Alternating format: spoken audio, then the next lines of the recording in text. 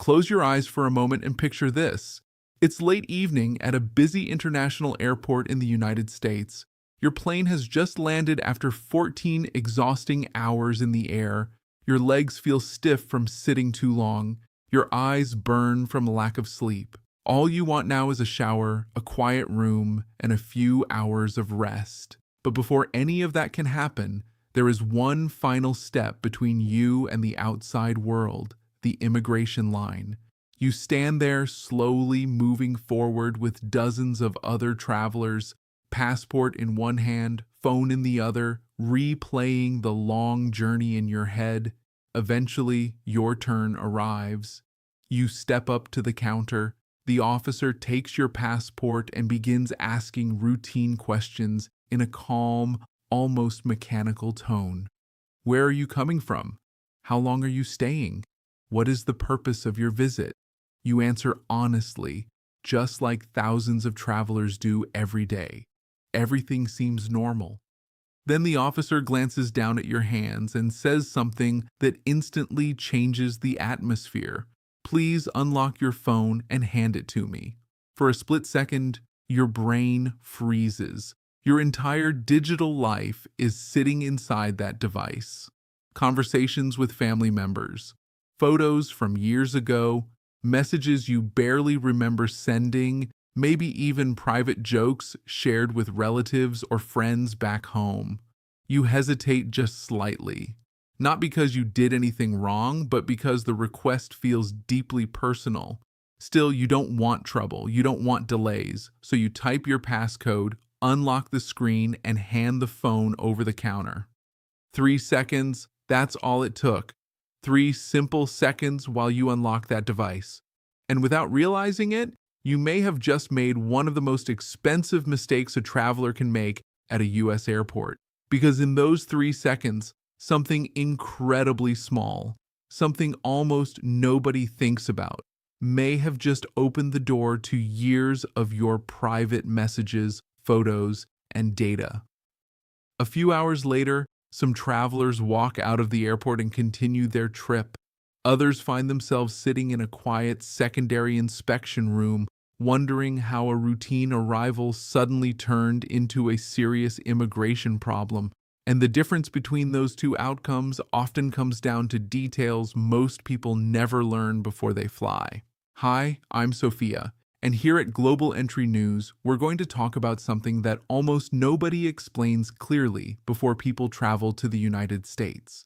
What immigration officers are legally allowed to see on your phone at the airport, and the small mistakes that can turn a normal arrival into a major immigration issue.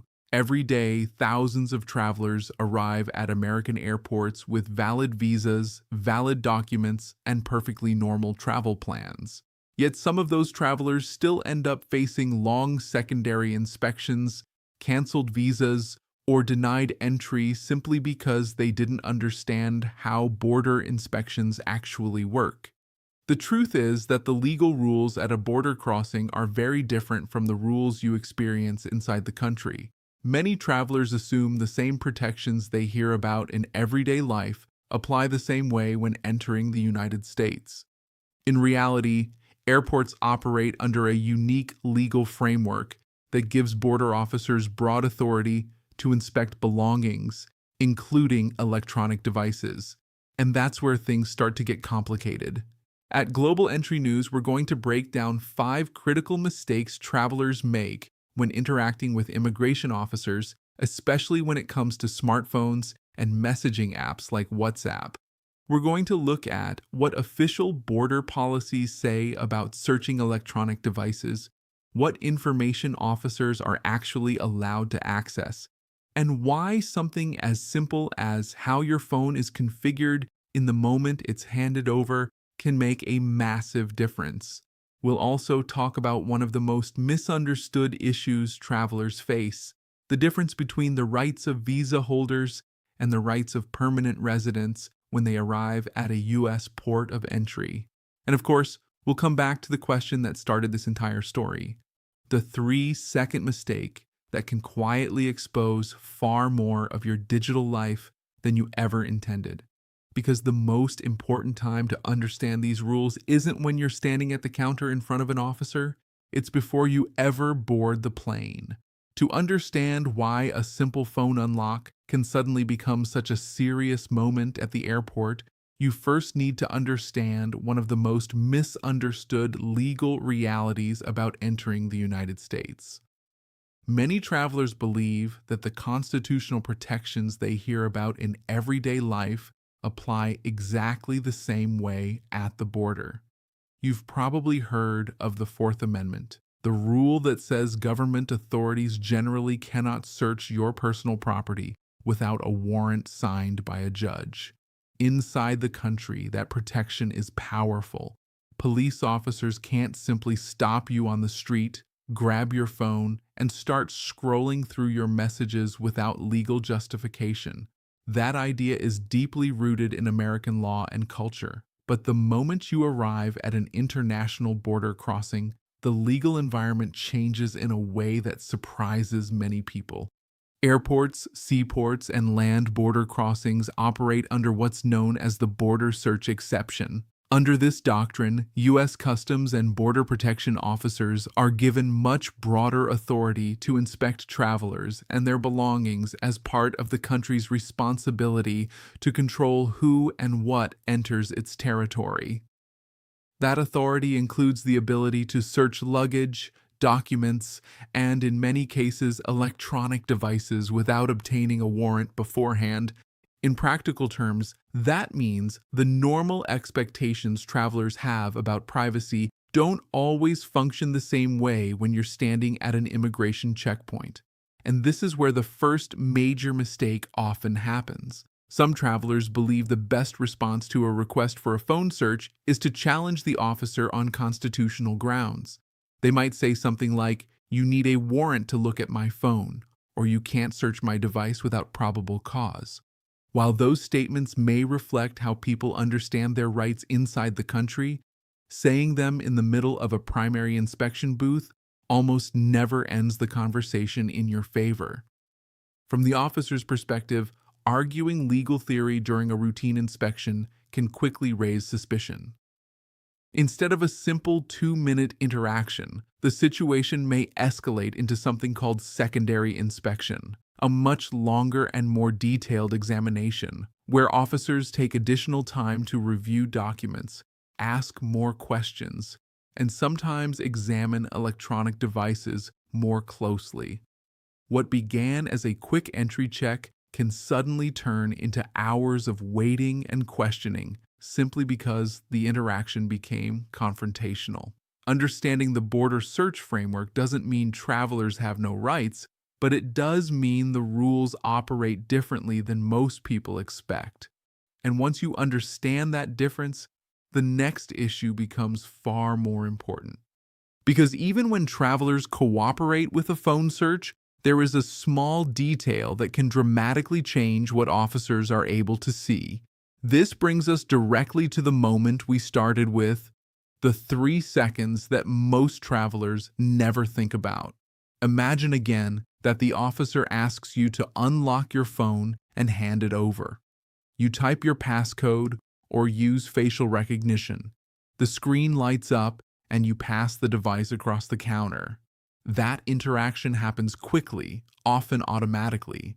But during those few seconds, there is one step that many people forget entirely: disconnecting the phone from the internet before handing it over.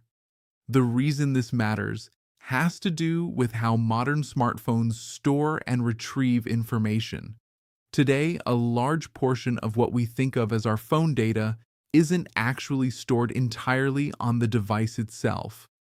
Photos, emails, messages, documents, and app content are often synchronized with remote servers through cloud services. Messaging platforms like WhatsApp, for example, may store backups or historical conversations in remote accounts linked to the phone. Photo libraries may automatically sync with cloud storage services. Email apps constantly refresh messages from servers around the world. Under internal policy guidelines governing electronic device searches, Officers conducting a manual review are generally expected to focus on information that exists locally on the device. But here's the complication. If a phone is actively connected to cellular data or airport Wi-Fi, when an application is opened, the device may automatically begin retrieving additional information from remote servers. An inbox refreshes, a message archive loads, a photo album synchronizes. Within seconds, the device screen may display information that was not originally stored on the phone at all. From the traveler's perspective, it can feel like private data from years ago suddenly appears out of nowhere, and all of it becomes visible simply because the phone remained connected to the internet when it changed hands. This is why many experienced travelers follow a simple precaution, sometimes described as the 3-second rule. Before handing over a device, they quickly swipe down and activate airplane mode, which disables cellular connectivity and usually turns off Wi-Fi and Bluetooth as well. That step limits the device to the information physically stored on it at that moment instead of allowing apps to continuously pull additional data from remote accounts. It takes only a few seconds, but it can significantly reduce how much information is immediately accessible on the device screen. The key point here is not confrontation or refusal. It's understanding how technology behaves in real time during an inspection. Because once a device is unlocked and connected to the internet, modern apps can begin revealing far more than most people ever intended to show. Now let's talk about the app that shows up in these situations more than almost any other: WhatsApp. Many travelers feel completely comfortable handing over their phones because they believe their messages are protected. After all, WhatsApp is famous for something called end-to-end encryption. You've probably heard that phrase many times. It sounds like the ultimate shield for privacy, and in many ways it is extremely effective, but only in a very specific context. Encryption protects messages while they are traveling across the internet from one device to another. It prevents outsiders from intercepting those messages while they move through networks and servers. In other words, while your message is being sent from your phone to your friend's phone, it's protected from being read by third parties in transit. But once that message arrives and appears on your screen, encryption has already done its job. At that point, the message exists in plain text on the device itself. Anyone physically holding the unlocked phone can read it exactly the same way you do. That means the moment a traveler unlocks their phone and hands it to an officer, encryption is no longer the protective barrier many people assume it is. The messages are simply sitting there on the screen, organized into conversations, sometimes stretching back months or even years. And here's another important point many travelers misunderstand. Officers conducting inspections are not only looking for evidence of criminal activity in the immigration context, they are often looking for something much simpler: indications that a traveler's stated purpose for entering the country may not match their real intentions. Immigration law places heavy importance on something called intent. When someone arrives at the border using a temporary visa, such as a tourist visa, they are expected to follow the conditions attached to that status. A visitor visa generally allows someone to come to the United States temporarily for tourism, family visits, or similar short-term purposes. What it does not allow is working in the United States without authorization or secretly planning to remain permanently. Because of this, officers sometimes review digital conversations looking for statements that contradict the explanation a traveler provides at the inspection booth. Imagine a traveler arriving on a short tourist visit who tells the officer they are staying for 2 weeks to see family and explore the country. But during a phone review, an earlier conversation appears in which that traveler asked a relative about helping find a job while visiting. Even if the message was casual, exaggerated, or misunderstood, it can raise questions about whether the traveler intends to follow the rules of their visa. The issue isn't always about proving a crime. Sometimes it's simply about determining whether the person is eligible to enter under the visa category they presented. This is why phones can become unexpectedly powerful pieces of evidence during border inspections. Photos, notes, travel plans, conversations with relatives, all of these digital fragments can paint a picture of someone's intentions. Most travelers never imagine their everyday chats could be interpreted that way. Yet in the context of immigration law, even ordinary conversations can suddenly take on much greater significance. This leads to another area where confusion is extremely common: the difference between the rights of visa holders and the rights of permanent residents when interacting with border officers. On the surface, both groups may appear similar when they arrive at the airport. They stand in the same immigration lines, present documents at the same counters, and answer the same initial questions. But legally, their situations are very different. Travelers entering the United States on temporary visas, such as tourist visas, student visas, or many work visas, are asking for permission to enter the country each time they arrive. That means the burden is largely on them to demonstrate that they are admissible and that they intend to follow the terms of their visa.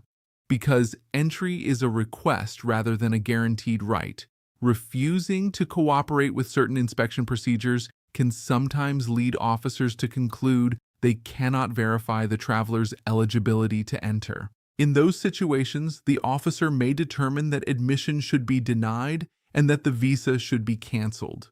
For visa holders, that possibility makes interactions at the inspection counter particularly sensitive. Permanent residents, on the other hand, are in a fundamentally different position. Someone with lawful permanent resident status, commonly known as holding a green card, has already been granted the legal right to live in the United States. When permanent residents travel abroad and return, they are generally considered to be coming back to their home, rather than requesting permission to enter as a visitor. Because of that status, the government cannot simply deny a returning permanent resident entry for declining to unlock a device during an inspection. However, that doesn't mean there are no consequences at all. If a permanent resident refuses to provide access to a phone, officers may choose to retain the device for further examination. In some situations, devices can be sent for more detailed analysis, and the traveler may receive a receipt while the device is held temporarily. So, while the permanent resident status itself isn't automatically lost because of that refusal, the interaction can still become complicated and inconvenient. What this creates is a difficult decision that many travelers never expect to face. On one side is personal privacy, the desire to keep private conversations and personal data from being examined. On the other side are the practical realities of crossing an international border where authorities have significant inspection powers. Understanding which category you fall into before you arrive at the airport can make a huge difference in how you choose to respond, if that moment ever comes. At this point, you might be wondering what actually happens after a traveler hands over their phone. Do officers simply glance at the screen and give it back, or can the inspection go much deeper than that? The answer depends on the type of search being conducted, because under current border procedures, there are generally two different levels of electronic device inspections. The first is commonly referred to as a basic search. This is the type of review most travelers imagine when they hear about phone checks at the airport. In a basic search, an officer manually looks through the device using the phone's own interface. They may scroll through photo galleries, glance at recent messages, open certain applications, or review visible files. The process is usually quick and performed directly on the device itself. Because border inspections operate under broader authority than searches inside the country, officers may conduct these kinds of basic reviews without needing to demonstrate a specific suspicion about the traveler. It can happen randomly or simply because the officer decides further inspection is appropriate. But there is another level of device examination that operates very differently. This is often called an advanced search, and it is far more comprehensive. Instead of manually scrolling through the device, officers connect the phone to specialized forensic software designed to extract large amounts of data from the device's storage. These systems are capable of creating a detailed copy of the phone's internal memory. Depending on the device and the software being used, the extraction process may reveal far more information than what appears during a simple manual review. Deleted messages, previously removed photos, fragments of location history, application records, and system data may all be analyzed during a forensic examination. It is essentially a digital deep dive into the device's stored information. Because advanced searches are so intrusive, internal policy guidelines generally require a higher level of justification before this type of forensic extraction takes place. Officers are expected to identify what is known as reasonable suspicion that a law may have been violated or that a national security concern may exist before escalating to this level of analysis. In other words, advanced searches are not meant to be purely random. Something during the inspection process typically raises a red flag that leads officers to believe a deeper look is necessary. And this is where many travelers unknowingly create problems for themselves, not through illegal activity, but through behavior that unintentionally triggers those suspicions in the first place. One of the most powerful signals officers rely on during inspections is behavioral consistency. When someone answers questions calmly and their explanation matches their documents and travel plans, the interaction usually remains straightforward. But when something doesn't quite align, the situation can escalate quickly. For example, imagine a traveler who says they are visiting for 2 weeks, but arrives with several large suitcases filled with items that suggest a much longer stay. The officer may start wondering whether the traveler's stated plans are accurate. Inconsistencies like that often prompt additional questioning and sometimes deeper searches of personal belongings, including electronic devices. Nervous behavior can also play a role. Airports are stressful environments, and it's completely normal for travelers to feel anxious during immigration inspections. However, extreme nervousness, trembling hands, constantly changing answers, avoiding eye contact, or providing conflicting explanations can sometimes raise concerns for officers trained to detect unusual patterns. Another situation that frequently attracts attention involves travelers who attempt to clear their phones completely before arriving. Some people believe that performing a factory reset on their device the night before a flight is the safest strategy because it removes all messages and files. But from an investigative perspective, an almost empty phone can look suspicious rather than reassuring. A device that appears brand new despite belonging to someone who travels frequently may lead officers to wonder whether data was intentionally erased just before arrival. That perception alone can create the reasonable suspicion needed to justify a more advanced examination. The irony is that the attempt to hide information may draw more attention than the original data ever would have. This is why experienced travelers often focus less on trying to erase every digital trace and more on maintaining consistency and composure during the inspection process. Clear answers, realistic travel plans, and calm behavior can help keep an interaction routine instead of turning it into an escalating investigation.